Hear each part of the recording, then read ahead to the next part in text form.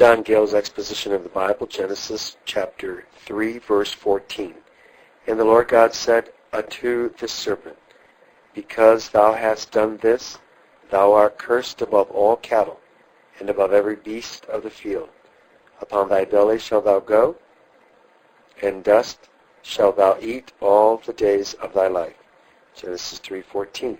Commentary, Genesis 3:14, verse 14.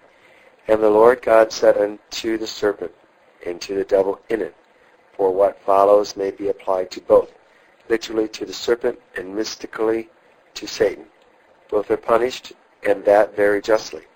The serpent, in being the instrument Satan made use of, and is cursed for his sake, as the earth for man's, and the punishing the instrument as well as the principle, the more discovers God's detestation of the act for which they are punished, as appears in other instances.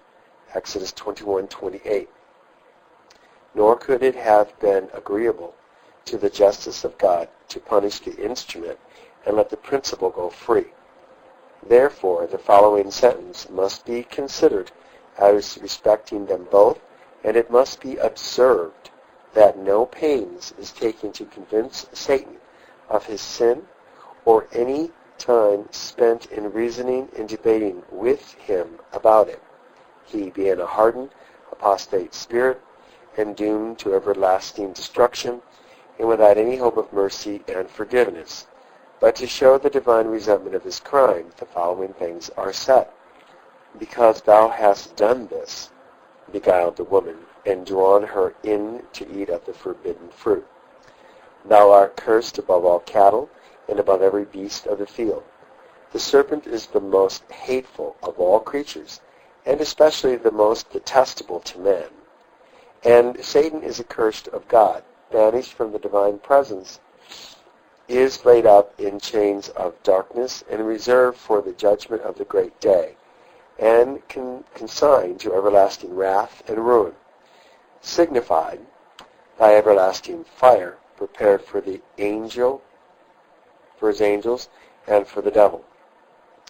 Upon thy belly shalt thou go, or breast, as Ebenezer and others, Jarking thinks it had feet before, but were cut off on this account, and so became a reptile, as some serpents now have feet like geese, as Pliny relates, or it might go in a more erect posture on its hind feet, as the basilisk, which is one kind of serpent, now does.